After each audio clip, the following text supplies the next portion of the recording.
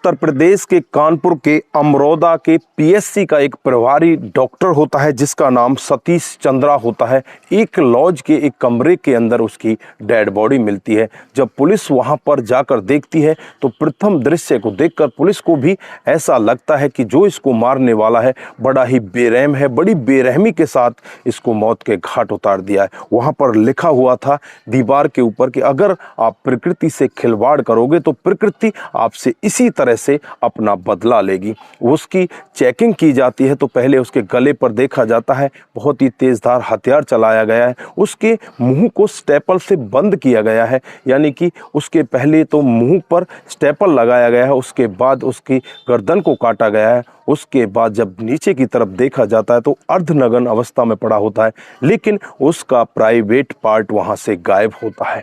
आसपास में इधर उधर पूरे कमरे की तलाशी की जाती है, लेकिन कहीं से भी वो प्राइवेट पार्ट बरामद नहीं होता। पुलिस डेड बॉडी को अपने कब्जे में लेकर पोस्टमार्टम के लिए भेज देती है और जांच पड़ताल में लग जाती है, लेकिन कहीं से भी कोई खुलासा नहीं हो पाता कि इसको मारने वाला कौन है। उसके बाद अगले ही दिन होता है वहां पर इतना बड़ा कांड कि एक कोरियर उसकी पत्नी के नाम से आता है और जब उस कोरियर को खोलकर देखा जाता है तो उसमें उसके पति का प्राइवेट पार्ट होता है। पुलिस के ऊपर पूरा दबाव बनाया जाता है। आसपास के लोग रोड पर आ जाते हैं और पुलिस से कहने लगते हैं कि ये भगवान जैसा हमारा डॉक्टर था, इसको जिसने भी मारा है, जिसने भी इसके साथ में इतनी दुर्गति की है, उसे जल्द से जल्द सलाखों के पीछे भेजा जाए। फिर पुलिस अपनी तलाश में लग जाती है और जब पुलिस अपनी पूरी तलाश करती है तो एक ऐसा नाम निखर कर आता है जिसे सुनकर हर कोई व्यक्ति दंग हो जाता है। और जब उसके पीछे की पूरी कहानी बताई जाती है तो सभी लोग वहां पर एक बार सोचने के लिए मजबूर हो जाते हैं। दोस्तों, अगर आप भी पूरा मामला सुनेंगे तो एक बार के लिए आप भी सोचने के लिए मजबूर हो सकते हैं। आइए दोस्तों, जानते हैं पूरा मामला क्या था। नमस्कार, जय हिंद। आप देख रहे हैं APH न्यूज़ राहुल रावत के साथ। तो दोस्तों, आज की जो हकीकत की घटना आपको बताने जा रहा हूं, उत्तर प्रदेश में एक जिला पड़ता है कानपुर और इसी का एक अमरोदा PSC का एक क्षेत्र है। इसी का एक प्रभारी डॉक्टर है जिसका नाम सतीश चंद्रा होता है। जुलाई 2013 का वाक्य होता है जब एक लॉज के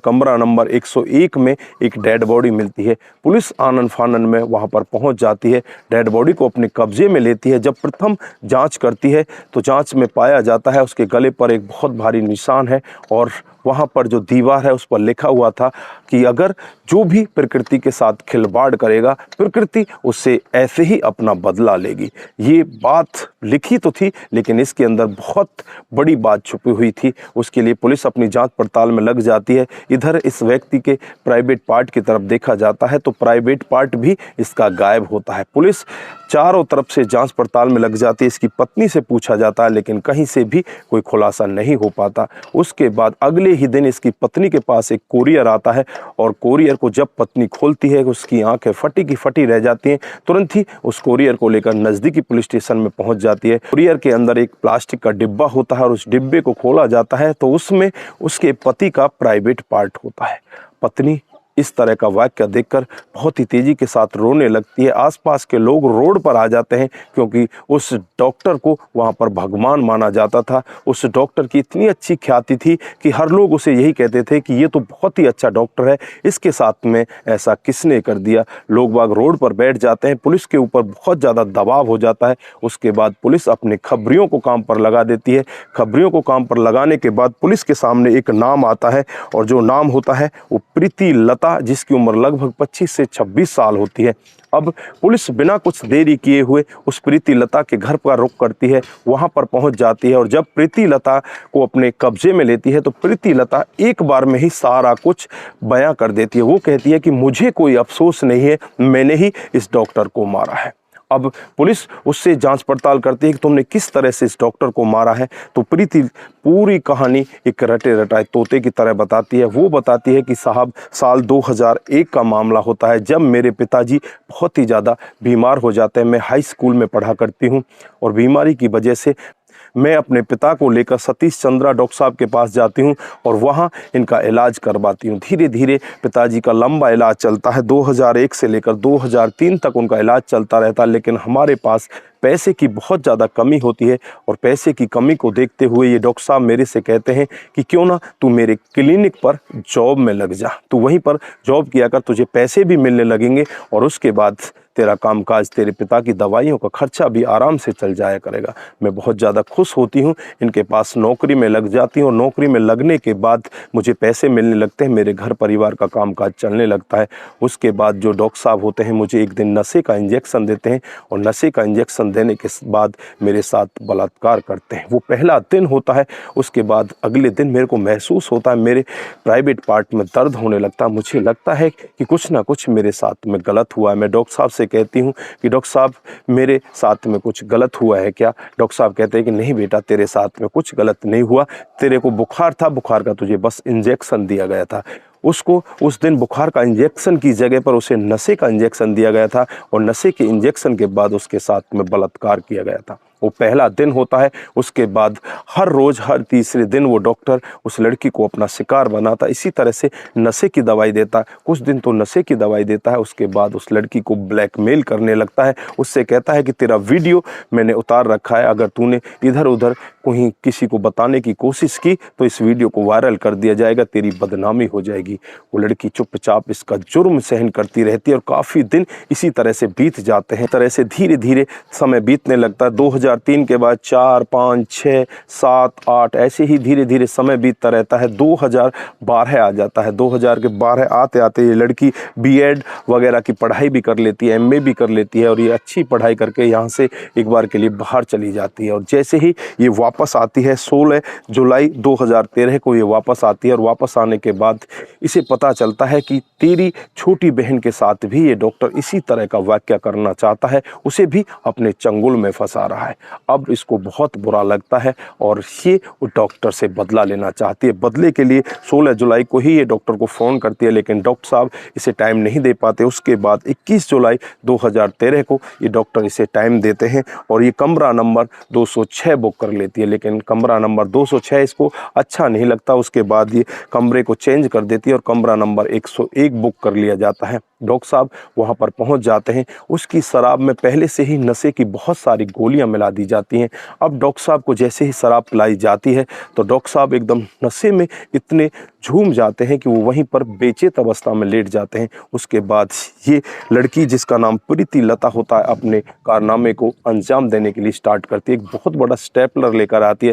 पहले तो इसके होठों को बंद करती है, उसमें से आधे से होठों को तो ये बंद स्टेपल कर देती है, लेकिन पूरे होठों को स्टेपल नहीं कर पाती।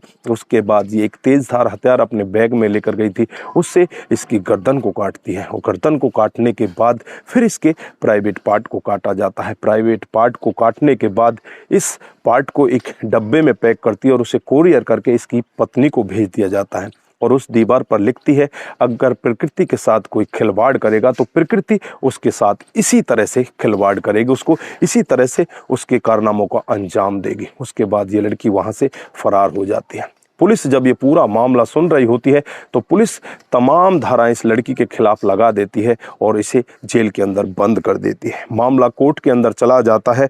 23 सितंबर 2016 को जो सेशन कोर्ट होता है इसे सज़ा सुना देता है। इस लड़की को उम्र कैद की सज़ा सुनाई जाती है। उसके बाद लगातार ये जेल के अंदर बंद होती है। 2013 का मामला चलते चलते ये 2023 में पहुँच जाता है और हाई कोर्ट में ये लड़की अपील करती है कि मुझे कुछ राहत दी जाए और हाई कोर्ट से 2023 में इसकी बेल मिल जाती है। अब बेल मिलने के बाद ये लड़की दोबारा वापस अपने घर आ जाती है, लेकिन इसे अभी बरी नहीं किया गया है। यहाँ पर तरह तरह के सवाल उठ रहे हैं कि इस लड़की के साथ में ऐसा क्यों हुआ, इस लड़की के साथ में डॉक्टर साहब ने बहुत गलत भी किया।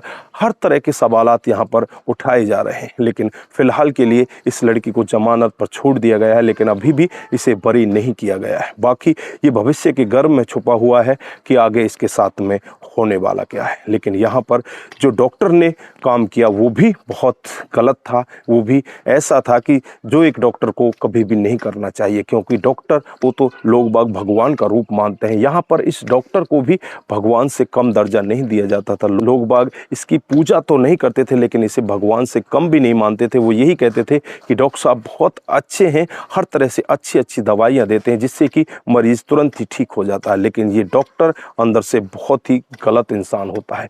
ये 25 साल की लड़की उसकी पत्नी के पास भी जाती है, उसकी पत्नी को भी पूरा वाक्य बताती है, लेकिन पत्नी के दिमाग में अपने पति का प्यार का फ्रेम इस तरह से भरा हुआ था, उसे अपने पति में कोई कमी दिखाई नहीं देती थी। इस लड़की को डरा धमका कर ये वापस भी भेज देती है।